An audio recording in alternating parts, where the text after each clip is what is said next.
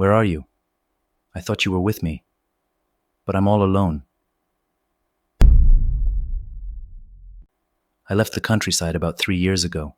My mother had died the year before and I tried to help my father, but he didn't want me around.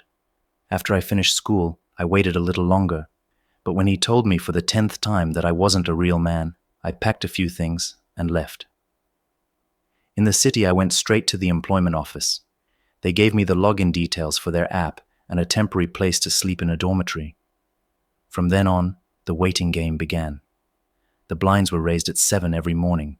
Hot water was available until 7:30, but most of us preferred to stay in bed a little longer.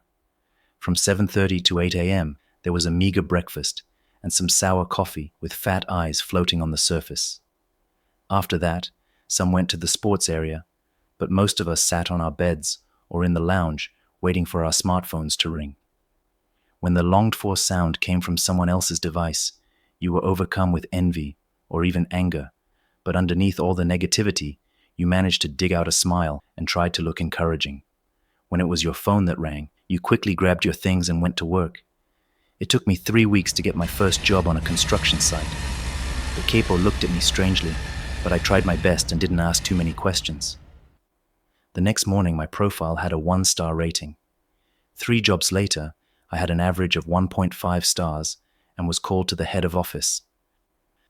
The fat man in the grey suit told me that I was not suitable for their initiative, even though the government had promised to reduce unemployment to 0%.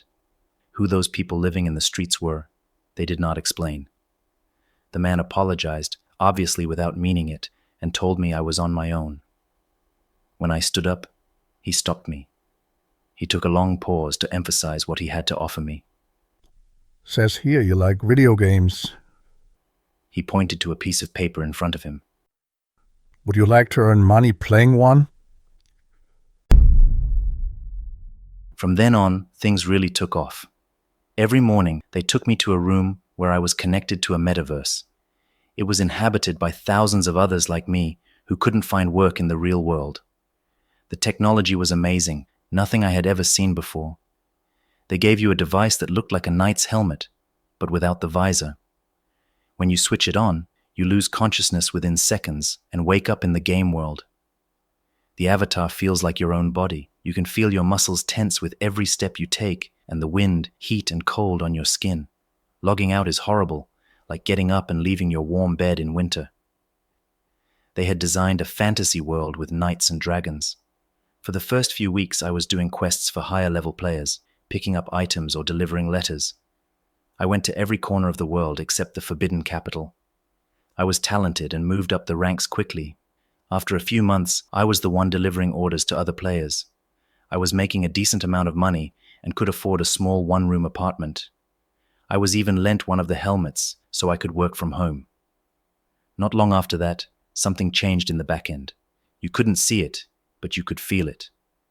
Suddenly, my subordinates had higher levels than me, and soon I was back at the bottom of the chain of command. I asked the man in the grey suit if I had done something wrong, but he said there was no right or wrong in the simulation. As I had heard players talking about other worlds, like Crime World and Sci-Fi World, I wanted to change servers, but he told me that those worlds weren't ready yet. I had to go back. I was determined to rise again. I stayed in the game for longer and longer periods. I tested how much sleep I really needed, and it wasn't much. Since I spent my days sitting in a chair, I needed almost no energy. After a while, I didn't even log off to sleep. I stayed in my in-game cabin and slept in unison with my avatar, but never more than 5 hours a night.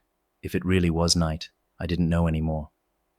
The last bottleneck was food, but even that problem was solved. The grey man called me one day and told me about a new initiative. He sent a man to my home who set up a vascular access. I was then connected to a pod that gave me nutrients and fluids. My urine flowed out through another access. I only had to log out every few days to quickly change the pod and take a dump. But nothing helped. I was always a little behind most of the other players, always a little underpowered for the tasks at hand. The game kept dangling a carrot in front of me that I could never catch. One day I was sent on a simple monster hunt. It should have been no problem, but the beast wiped me out, shattering my sword, cutting my shield in half, and smashing my helmet. When I woke up in my cabin, I was back to nothing. a thin leather armor, and a kitchen knife. I logged out and thought about leaving the high-rise I was living in, but I had no reason to, as I had no money or friends. So I logged back in and spent all the money I didn't need for my rent and the pods on new equipment. It wasn't much, but I had no choice but to carry on. One day I realized something strange. I was on a mission with another player.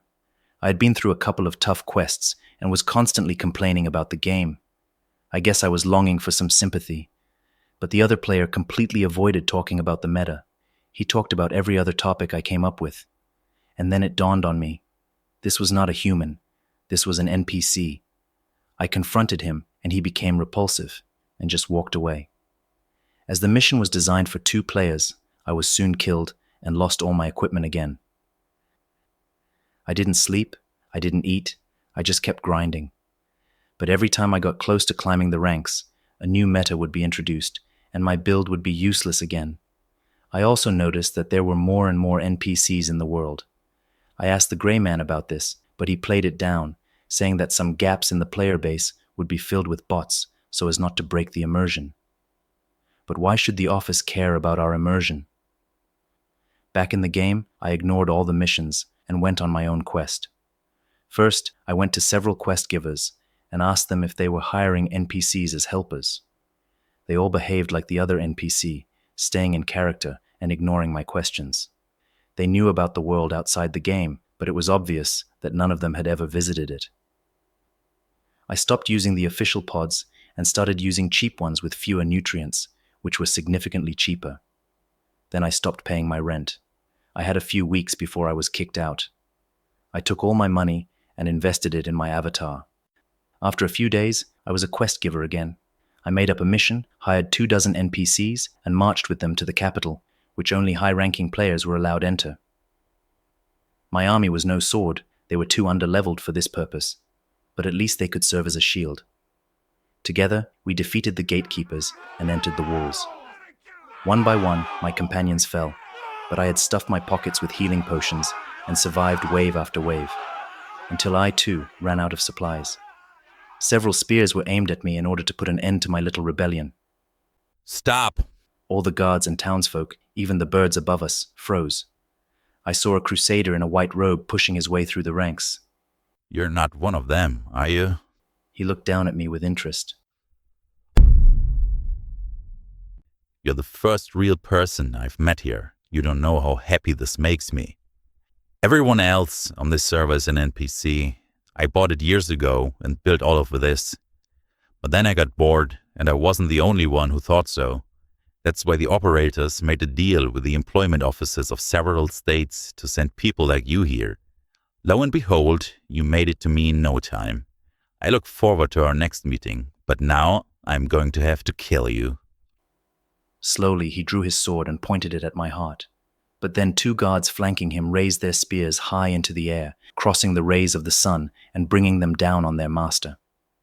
Pierced by wood and steel, he fell to the ground beside me with horror in his eyes. We weren't the only people after all. One of the men helped me up and looked at me conspiratorially. The other put his hands on our shoulders and told us to start looting. They wanted to steal everything that could be moved and burn the rest before the whale, as they called the dead man, rose again. But I refused and left. I logged out and put the helmet down. For the first time in ages, I became aware of my surroundings.